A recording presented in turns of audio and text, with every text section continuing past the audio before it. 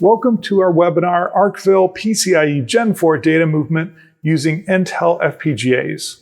I'm Marcus with BittWare. Let me briefly introduce our presenters and what they'll cover.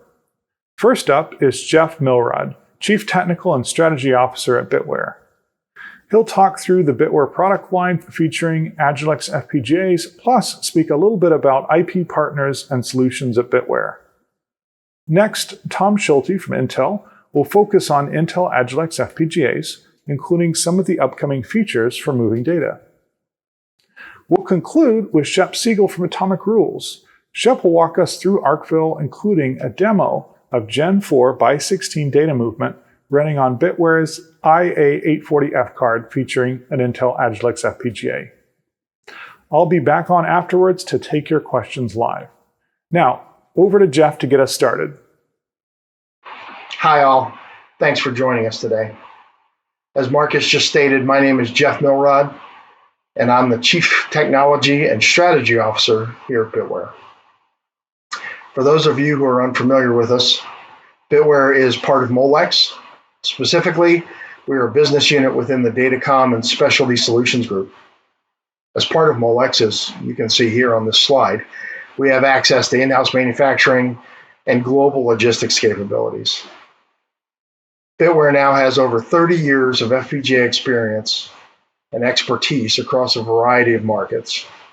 During that time, we've broadened our offerings to include not just enterprise-class FPGA hardware platforms, but also system integration, tool support, reference designs, and application IP that enable our customers to deploy their solutions quickly and with low risk.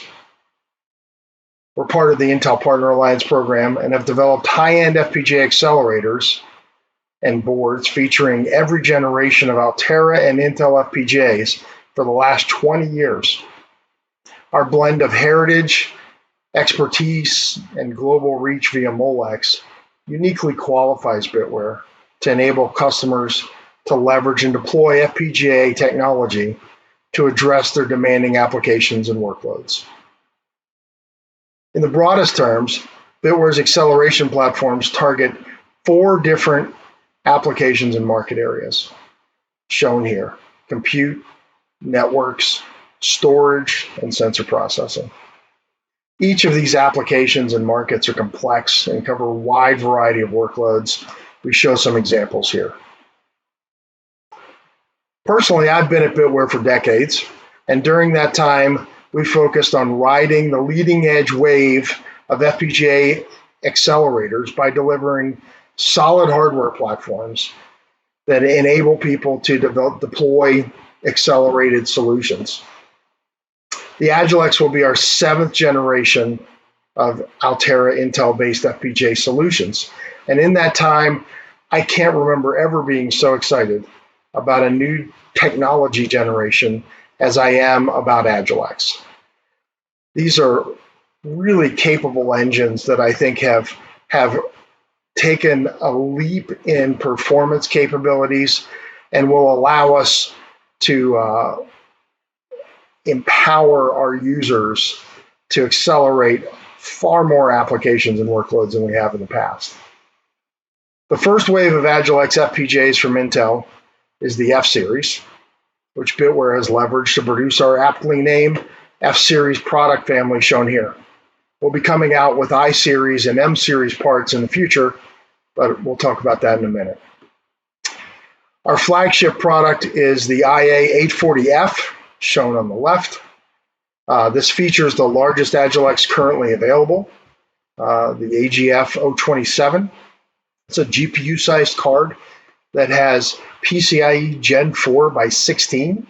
So we have the largest bandwidth from the FPGA to the host available anywhere in the world at this point.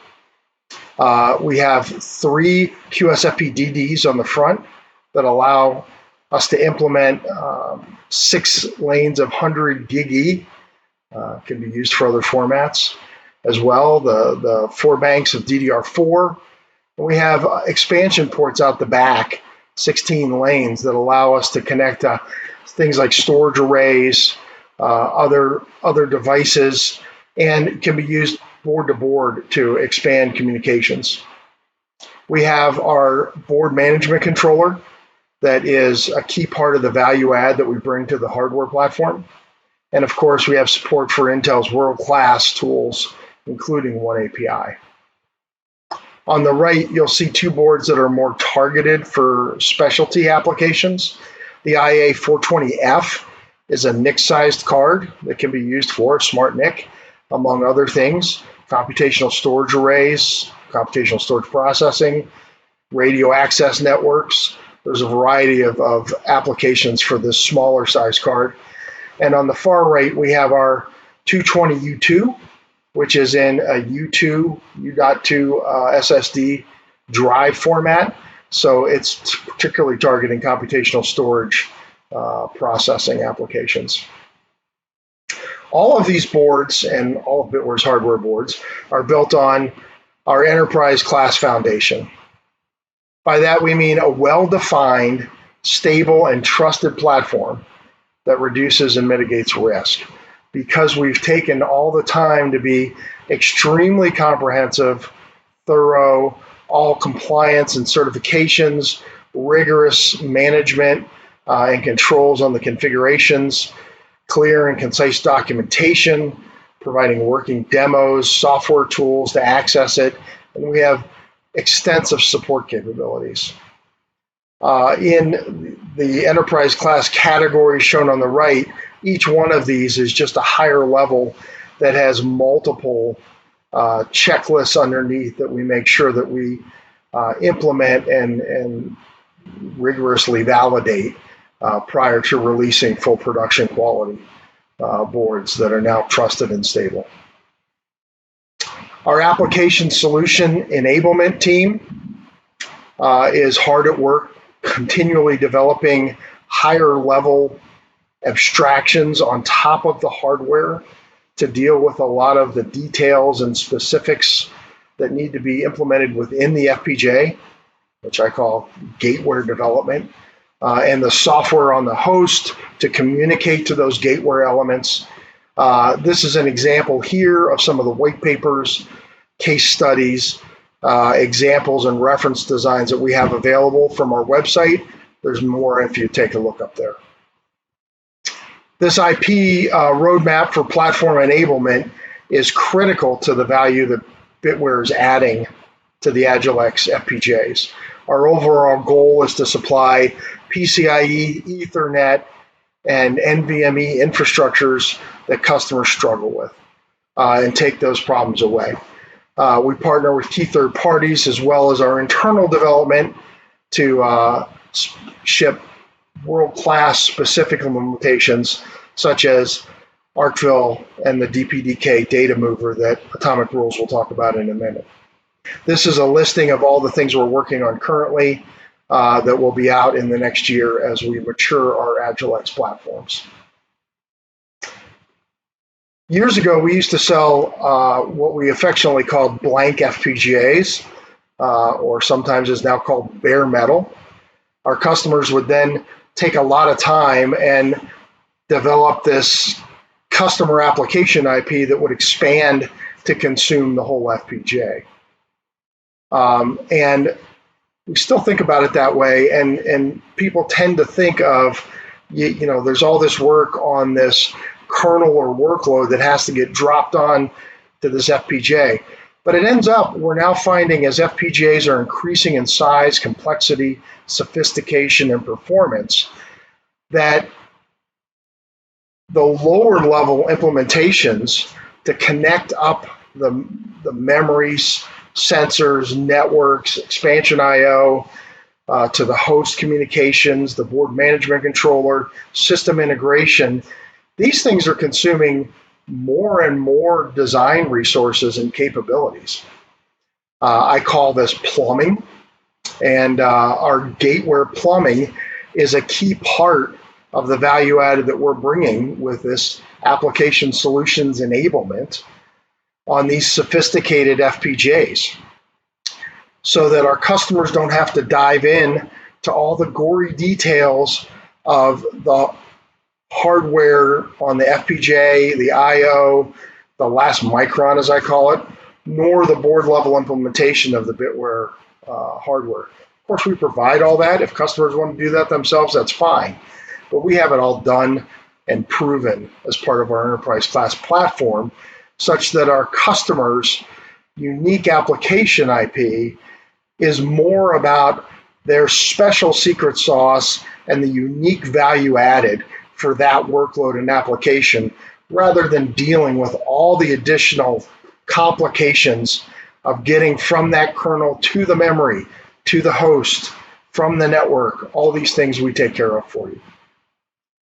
One of the prime examples of that is Atomic Rules and their Arcville DPDK data mover to the host, where we've now seen just absolutely top-notch performance and CPU offload with this engine. We'll talk about that in a minute. Before we let Shep get into that, though, I think it'd be appropriate to provide a better foundation of this Agilex FPGA and the offerings that Intel is bringing to the table. So with that, I'll hand it off to Tom. Thank you all very much. Thanks, Jeff. As Jeff mentioned a few slides ago, the new production quality BittWare accelerator cards are based on Intel's newest Agilex FPGAs. Highlighted here are some of the more significant features offered within the Agilex family.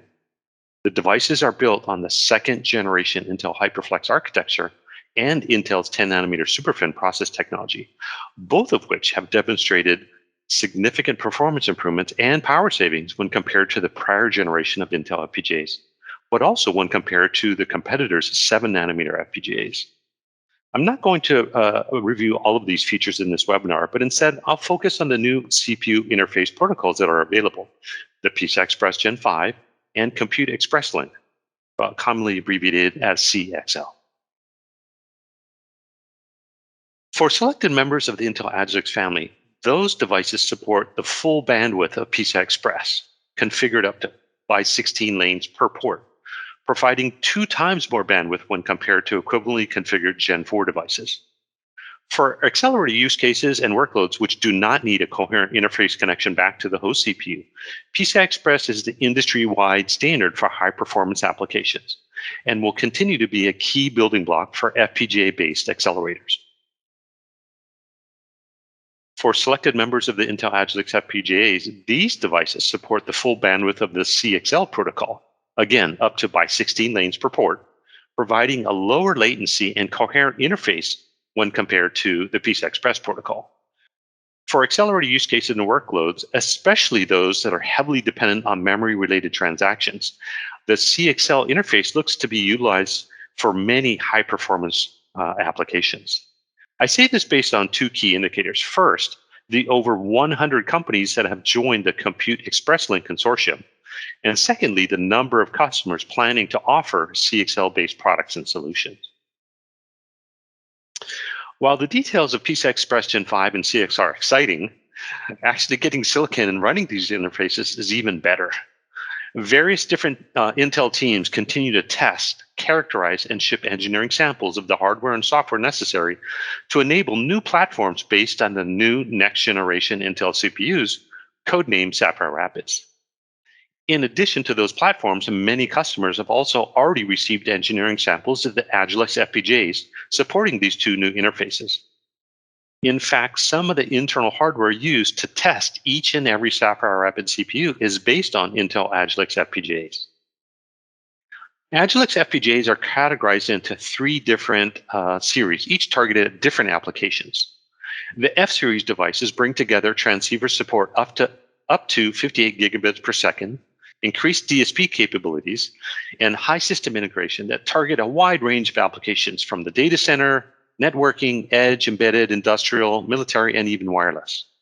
This is considered sort of the general purpose category of devices in the Agilex family. In the I-series, we've got a bunch of devices that are optimized for high-performance processor interfaces and bandwidth-intensive applications. These series will offer options for the new CXL protocol, the PCI Express Gen5, and options to support transceiver bandwidth up to 116 gig. The I-series FPGAs are a compelling choice for applications which demand massive interface bandwidth and high performance.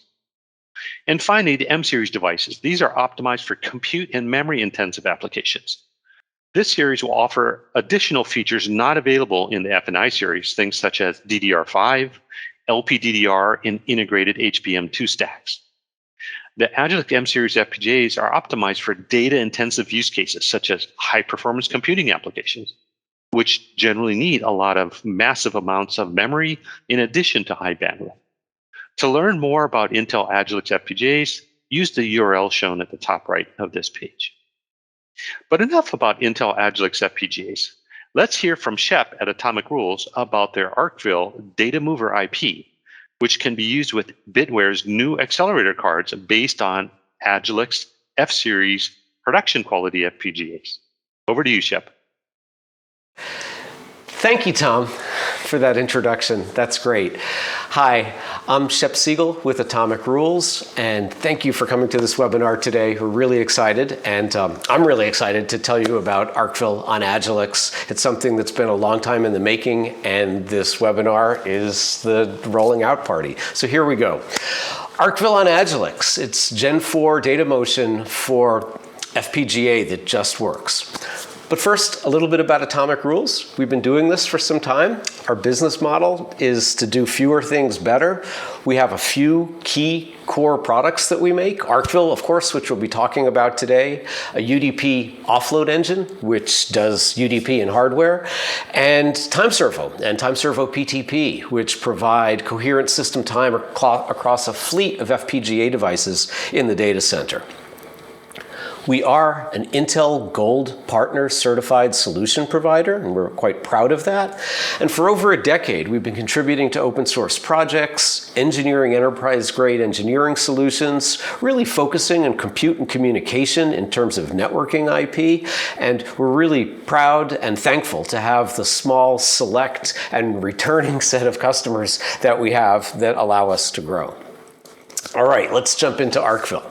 So Arcville is a DPDK packet conduit. And what I mean by that is it's a way to interconnect FPGA data flows to host memory buffers and the other way around. It allows data that might be in host memory to be a stream or in a host memory pool on the FPGA and the other way around. And it facilitates this data motion as streams of data moving across PCI Express. We talk about it as a conduit because all of the complexity from the API on the software side down through PCI Express over to the FPGA out to the AXI streams where the data is produced and consumed is abstracted away, which means quicker time to market, quicker time to solution using standard APIs from DPDK, which is a part of the Linux Foundation, and FPGA hardware such as Intel Agilex devices. Intel also might make some processors you can use to run on the host side, but we'll save that for another webinar.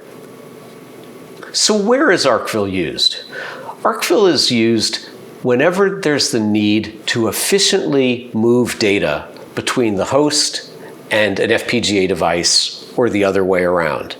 It's a building block component that abstracts away many of the complexities of that data motion so that the users of Arcville can get on with building products such as SmartNIC devices, network appliances, or DPDK accelerators.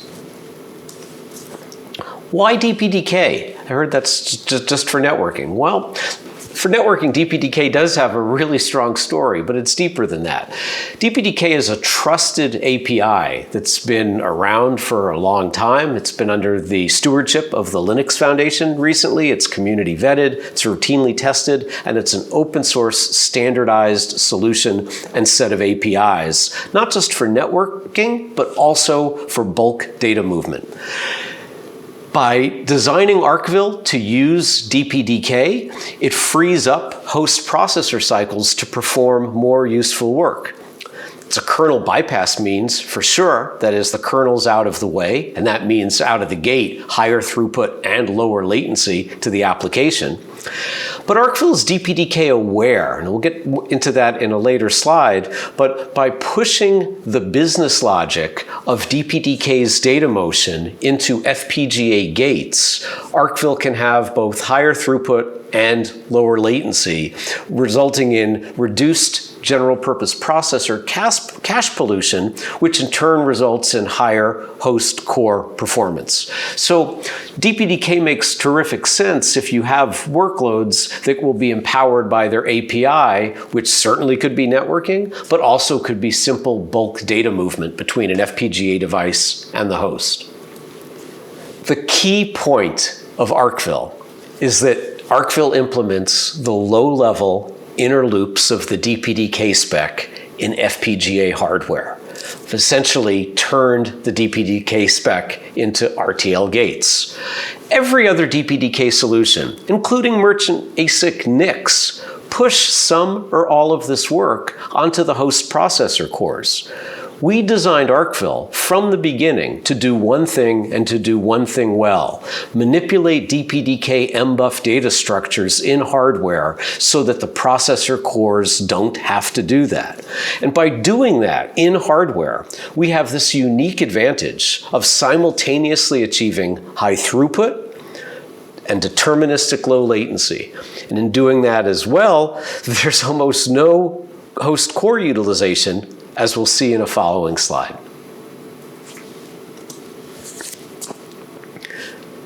The other point behind Arcville is it's a complete solution for data motion. It works out of the box. The software engineers are using standard APIs to produce and consume data buffers. The hardware engineers are connecting to AXI interfaces. Compare and contrast that get going the same day story to a roll your own solution, which could take weeks or even months to simulate, let alone stand up on real world hardware. So Arcville is delivered as a combination of software and gateware. There is a DPDK poll mode driver that is fully open source and available today at dpdk.org. And then there's the RTL component that fits inside your Intel Agilex FPGA, which Atomic Rules licenses. There's a named project and a multi-project license, but basically it's a licensed piece of IP that goes inside your Intel FPGA. The two work together to provide this data mover conduit that I've been talking about to allow data to flow from the FPGA to the host and the other way around. This eye chart cartoon shows the host processor on the left and the FPGA on the right, and shows some of the submodules of how the host processor, typically a Xeon workstation or server, and the FPGA, typically an Intel Agilex device, might be split up and where the different components are. It's not to any kind of scale in terms of area or complexity, but the green and red boxes down on the bottom represent the sources and sinks for device to host and host to device data motion that are essentially the destination or source or the producer or the consumer for the currency that Arcville is carrying through its conduit. Here we see a chart that shows the throughput of Arcville as a function of packet size. Now, immediately you can see that the throughput is less for smaller packet sizes, and that's just a fact of the world with the overhead that PCI Express has on smaller packets. But we also see, if we focus on the right side of the chart, that the blue and the red lines, which represent the device to host and host to device transport speed, approach the theoretical limit at the top, which is at 220 gigabits per second and even a little bit higher. And we'll see more of that in a moment with a demo. Arcville also has exceptionally low latency, not high-frequency fintech trading latency, which is expected to be sub-microsecond, but unit microsecond latency all the time between the FPGA and the host. And the lack of a long tail, particularly on long packets and under high load, is of value to vRAN and ORAN and 5G applications that can't tolerate a missed deadline. In addition to low latency, Arcville also has essentially no latency jitter. How is that? Well, by not being a standard DMA engine with caches and other dynamic means to support some large number of queues, Arcville has deterministic latency from the time a packet arrives, for example, and the time it lands in host memory, or the other way around. This specificity on just doing DPDK and moving MBuffs allows Arcville's latency jitter to be essentially zero. Arcville also has no memcopy, meaning to say the host processors have no work, none, 0 cycles to move packet data from one spot to another. Arcville's RTL hardware on the FPGA ensures that data land exactly in the MBuff where it should, so that the host doesn't have to move that data, leaving more CPU cycles for your application. This graph shows how there's less than 20 nanoseconds per packet spent in the Arcville PMD for packet sizes that fit in a single MBuff. In this case, the MBuff is just a 2 kilobyte MBuff. If we expanded the MBuff side, this flatness would continue right off the right side of the page. Arcville has 0 packets dropped forever, for always, unless, for example, the system is hit by a rock.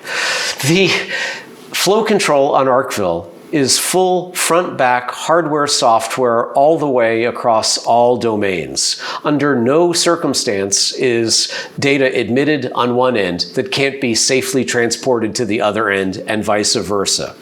Other data movers will drop packets if they can't keep up or if there's distress or retransmission.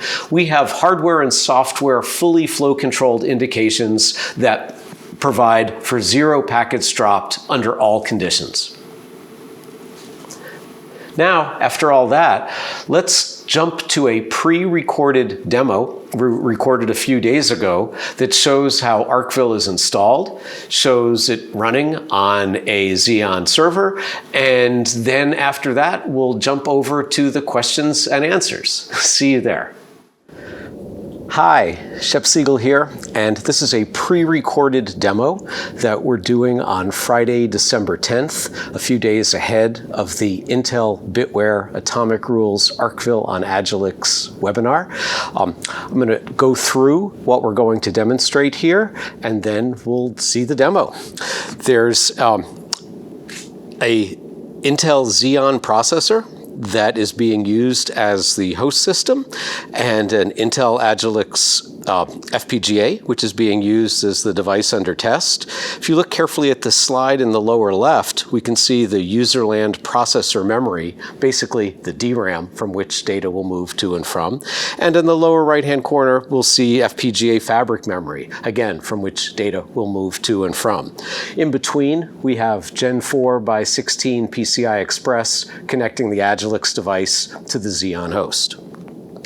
The parts that we're using in this demo are a Dell R750 server with Xeon 6346 processors. Those are Gen4 by 16 PCIe capable. A BittWare i840F with an Intel Agilex F device. And of course, Atomic Rules owned Arcville, our 21.11 release, which just shipped earlier this week. So the first thing we're going to show in the demo is the Arcville installer script. It's going to bring in all the needed libraries and download and compile DPDK and take care of what we need on the host system side. The next thing we're going to do, if Quartus Prime Pro isn't installed, is install it. And then we're going to compile a bit stream for the Agilex device from RTL by using the make target make Agilex. once the bit stream is ready, we're loaded into the FPGA and just do a sudo reboot. There's no need to make the bit stream persist in the Agilex device's flash memory. There are about a dozen DPDK applications that are distributed with the Arcville distribution, but we're going to focus on TX or downstream or RX or upstream throughput specifically in this demo. And last, at the end of the demonstration, the demo data is placed in a performance log, and we're going to plot that data out. All right, so we'll start out here in our projects directory, and the first thing we're going to do is we're going to expand the Arcville release from the supplied tarball. There we have it. The Arcville tarball has been expanded. Next thing we're going to do is we're going to run the Atomic Rules Arkville installer script, which will bring in necessary libraries as well as download and compile DPDK. So we see the libraries tearing on down.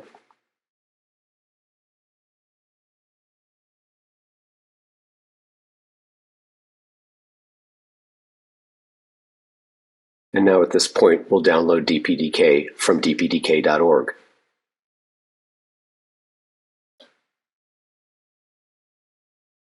With DPDK downloaded, we can kick off the Meson Ninja compile system.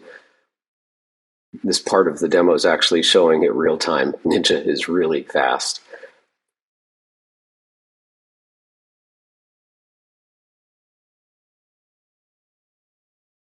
Except for teststring.c.o. It always stops there for a little bit. And DPDK will be done in a minute. And great, we've got DPDK installed and we're ready to move on. At this point, we need to build our bit streams for Arcville on Agilex F. So we'll shoot over to the hardware targets directory and simply type make Agilex in order to build all the Intel Agilex targets. I'll first check to make sure that we have Quartus 21.3 installed. Yep, that's it. Let's go. In this part, we certainly have truncated a bit. It takes about 30 minutes to an hour to run through the entire tool flow to build the bit stream, depending on the size of the design. We have 6 different designs here, so we're only caring about one of them at this point. With the bit stream completed, we'll download it to our BittWare i840F card inside the Dell server. So we download the bit stream, do a sudo reboot to bring the system back up.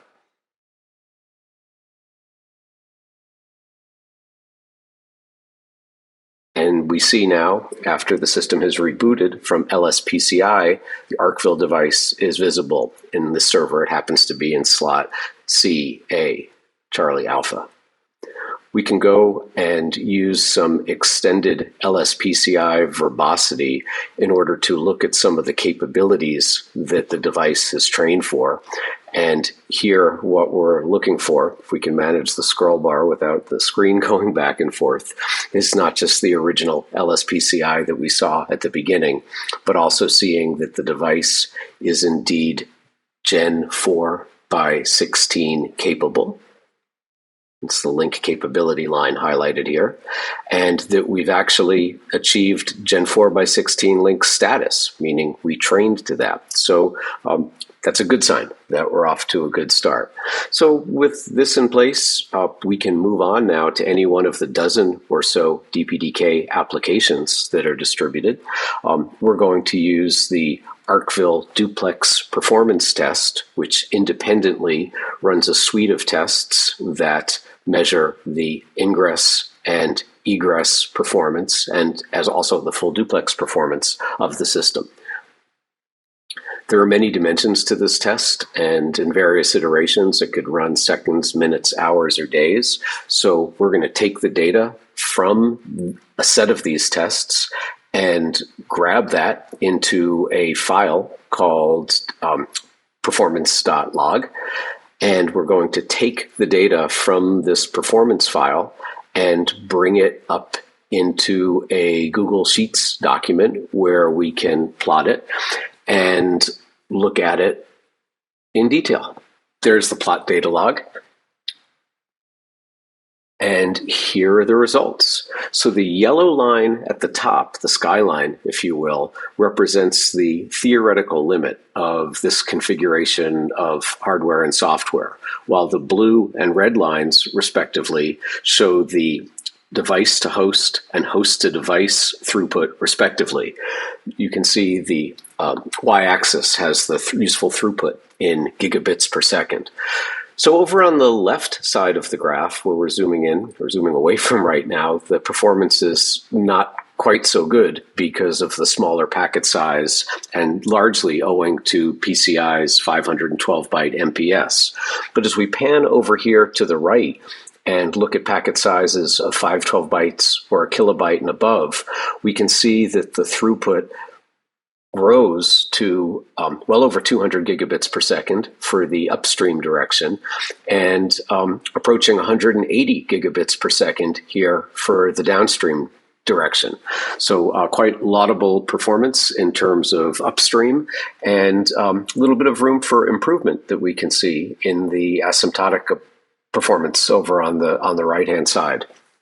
But overall, we hope it's clear from looking at this graph that out of the gate, Arcville on Agilex F does an admirable job of approaching the theoretical performance. Thank you for taking your time to watch this demo. We're going to cut back now to real time where Marcus will lead the question and answers that I'm sure some of you will have. And once again, thank you and happy holidays. A few words before we get into our Q&A time. So today's webinar featured Arcville from Atomic Rules running on the BittWare IA840F card, which has an Intel Agilex FPGA. For more information on any of these, please visit the BittWare, Intel, or Atomic Rules websites. So with that, let's begin with some questions. Let's see, the first one is first Jeff, we just saw the graph. So what's the likely final performance numbers for Arcville? Well, thanks, Marcus. So did you say what's the likely final performance numbers, as in the end? Well, yeah, because I think you had presented some performance numbers and you noted maybe some updates or something. So maybe that's what they intend, yeah. Sure. Got it. Understood. So, performance at a system level involving general purpose processors, FPGAs, interconnection networks like PCI Express are difficult. We can simulate all we want, but in the real world, things happen. We're confident in in putting the 220 gigabit per second number out there, mainly because over the past couple of months, early on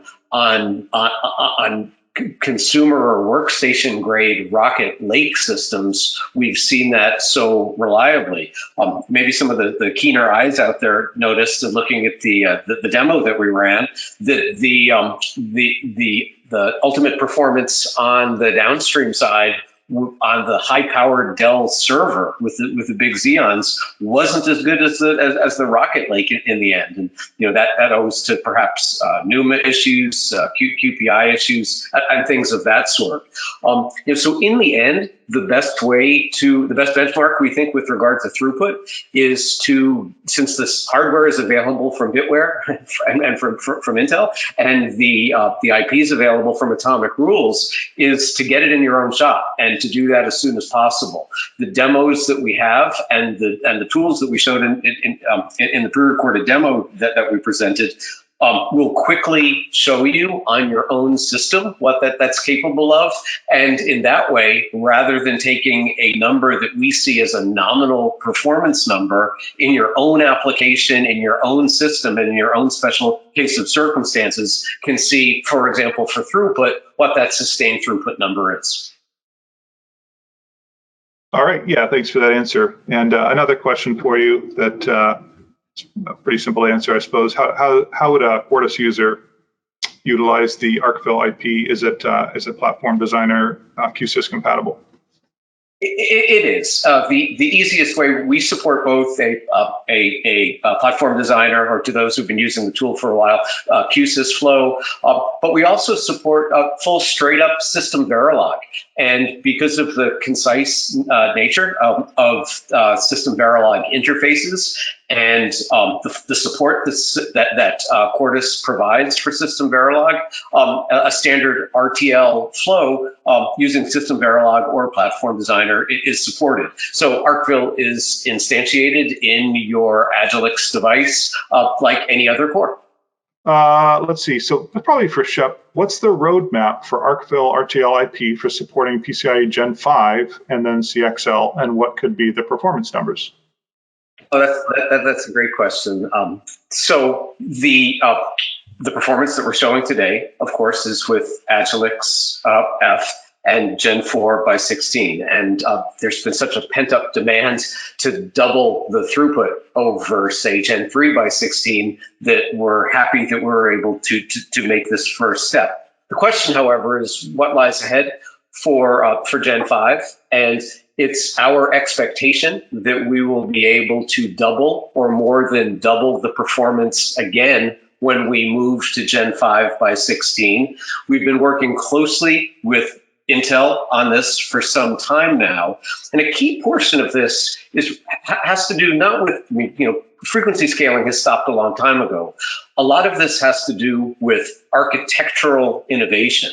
And one of the things, just to tout our engineering team's own horn a little bit here, but we couldn't have done it without Intel's enablement, is that Agilex, both in the current version and in future versions that will support Gen 5, allow multiple PCI TLPs to move per clock cycle.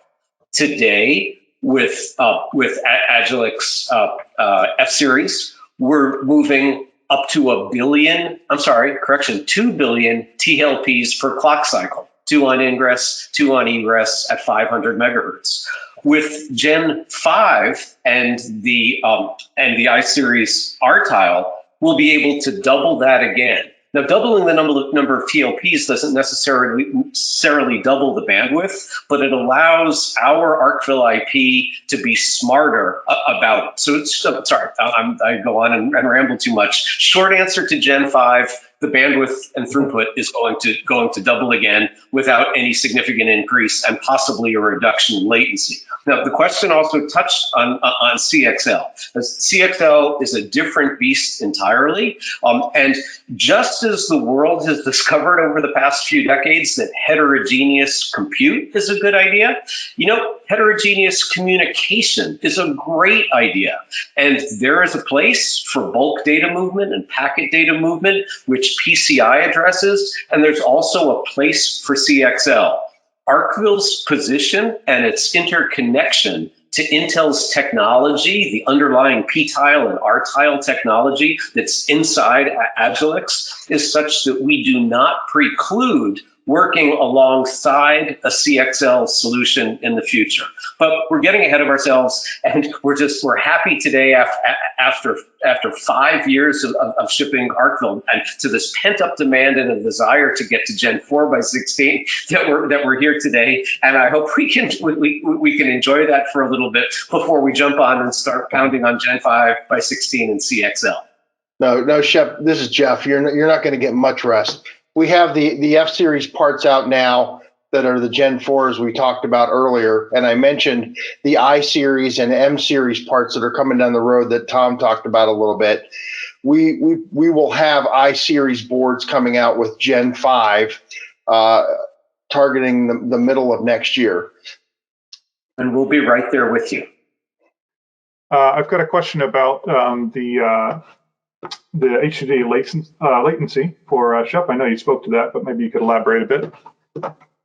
Sure. Well, again, as I said earlier, the best way to investigate any performance parameter, power, throughput, latency, because despite those component shortages, this hardware and software and IP is all available. Let's get it into your shop and measure it under your conditions. Under our test conditions, as I said, this isn't a fintech designed cut cut through IP. It's store and forward, and it's quite intelligently to store and forward. But there's no latency jitter whatsoever.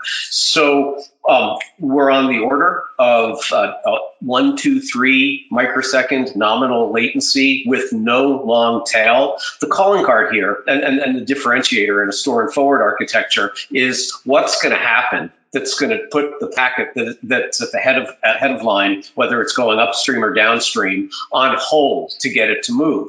And unlike a standard DMA engine, pinning pages, scatter, gather, all the stuff that we mentioned, not at all in this conversation up to this point, Arcville has none of that. It's completely deterministic. So, for example, a chunk of data arriving at the FPGA on the way to a userland host memory buffer is fire and forget. And that latency is going to be on the order of unit microseconds. I've got a question here. Oh, yeah, so the graph had different upstream and downstream transfer rates. So why is that? That's a great question. I thought I touched on it a little bit before, but I'll repeat it because maybe I wasn't clear enough. Well, actually, the several graphs that were shown showed different upstream and downstream performance. Let's see, why is the downstream or egress performance less? I would say in general, there's more room for there to be Amdahl law style serialization delays somewhere in the system, whether that's in software, in hardware, which could include Atomic Rules hardware and the like, particularly for those paying really close attention on the Xeon server. As I said, we saw significantly less downstream performance than we did on Rocket Lake. And we believe that's owing to our own programming of our demo and what NUMA zone we were pulling the downstream data from. We believe, and our team is still looking at that example and test, that the data that was coming downstream on the demo that we showed was actually coming from the processor attached memory on the other processor, on the other QPI side of the NUMA zone. We'll refine that as we go on. In general, a posted write that is fire and forget to move data upstream is going to be real easy if the memory system can retire it, and both the Xeons and the Rocket Lakes did that really well. The reads, no matter how many read requests we have outstanding and how careful we are about trying to be nice to the memory controller, sometimes those completions just take longer to come back. It's a plus that we can handle multiple completions within a single clock cycle. Again, back to the architectural advantages that the Agilex interfaces give us. But in general, reads which have completions are more open to issues than writes which can be posted and fire and forget. Do you want me to talk a little bit more about the Gen 5 and CXL? Yeah, sure, if you got a chance. Yeah, so Yeah. I think my audio dropped off and maybe I missed that earlier, but just to let people know, I think Jeff already mentioned that they are planning to do additional cards that are based on Agilex, but the Agilex I-Series. And the I-Series is the device with the chiplet that we call the Arcville that does support the PCI Express Gen 5 and CXL. And at the chip level, we are, sampling those devices today, and we've been to PCI SIG, FYI workshops already. We are getting the full bandwidth out of our device and Arcville. So we're doing full bandwidth PCI Express Gen 5 by 16 lane.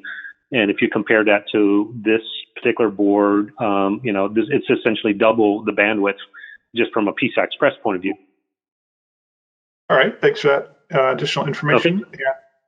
We've got time for a couple more questions. So this one again is for Shep. How is Arcville DPDK different from the Intel FPGA multi-queue DMA DPDK support? Awesome, that's a great question, Marcus. But you know what? I'm going to put that on hold for a second. Push that on the stack because I want to touch on the Gen 5 point that Tom and Jeff both mentioned. So almost 100% of our Arcville customers, which is our preeminent IP, depend on throughput. That's why Arcville on Agilex today at Gen 4 by 16 is so important. Customers and applications are being empowered. When Gen 5 by 16 devices and boards come along, Atomic Rules is committed to being there, or we don't have a business. So I just want to underscore without prematurely announcing Arcville support for Gen 5. Obviously, we have our eye on that very closely. Okay, so over to Arcville versus a role your own, such as Intel's excellent I think it's called multi-queue or multi-channel DMA, MCDMA. Well, MCDMA is an excellent free IP available from Intel, built into Quartus with example designs. It really is a kitchen sink DMA. Not so much a data mover, in my opinion. It supports virtually every possible role that you would want to use a data mover as: streams, messages, caching, CXL, you name it, MCMA does that. It does use about twice as much memory resource on the FPGA as Arcville does. But then again, Intel's in the business of selling bigger FPGAs, so maybe there's a method to that madness. And it's going to require some work. I mean, it's going to require RTL to use that IP. It's going to require some RTL simulation and hooking up, and it's going to require some software on the other side, even though I'm sure Intel will provide that. If you have specific needs that Arcville doesn't spot on address, I say go and run after that. We're really not competing against that. If you have a data motion problem where either it's bulk data or it's DPDK and it's networking, we have something that's going to get you going literally that day. So I think that's the differentiator between that in a build versus buy sense. And I guess last, another piece is CPU offload, because the MCDMA is going to use scatter gather lists. It's going to use host cores in order to do that. So if you have a boatload of cores sitting on the host to participate in your DMA, go for it. Arcville will have taken that and left those cores for your application. Sorry, Marcus. One thing I want to add on to is I can verify one of the points that Shep's saying there is that our customers who have used Arcville and other Atomic Rules IP have been up and running remarkably quickly. It's just Shep and his team do a great job of providing an out-of-the-box, ready for use deployment rather than roll your own. Here's the basic components, put it all together. So that is one thing that I see a difference when we're deploying that with our customers. Question you can see here. I've got on the IP, just portability to other Intel FPGA devices. I don't know if they mean perhaps Stratix 10 or other Agilex. How easy is it to port to other devices? I guess that's for me. So we haven't had any demand to use the Stratix 10 devices with Arcville. However, all of our other IP, time servo PTP, and our UDP offload engine are supported on Stratix 10 and even earlier Intel devices, as well as other FPGAs. Although there's a lot of desire and value in things like Quartus Platform Designer, formerly QSYS, we've been moving towards a system Verilog representation for all of our cores, which means a dozen line of text represents the instantiation.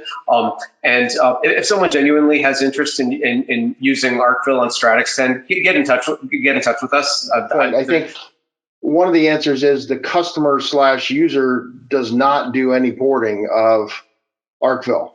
That's Atomic Rules will do the porting. And if you want to build, with S10 or the, Agilex I series, it's just a different core from Atomic Rules that just loads right in and just works seamlessly.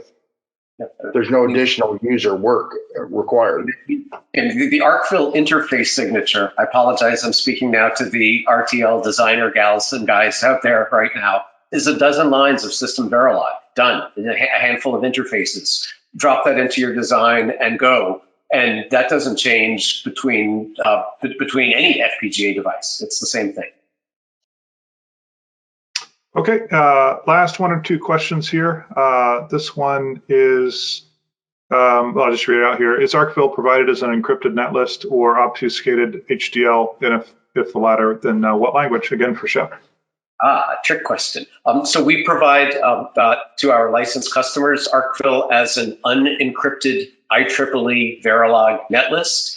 However, that unencrypted Verilog isn't the source code. We use our own Atomic Rules-based functional programming language to generate that Verilog by machine, and that's how we do our formal verification. So to be specific, the delivered asset that you're simulating and compiling against is an unobfuscated, unencrypted Verilog netlist. All right. Well, I certainly appreciate all the questions, the answers. And if you have any more questions, you can reach out to us directly, BittWare.com, Intel.com/Agilex, or AtomicRules.com. Thank you all for watching, and have a good day. This ends the webinar.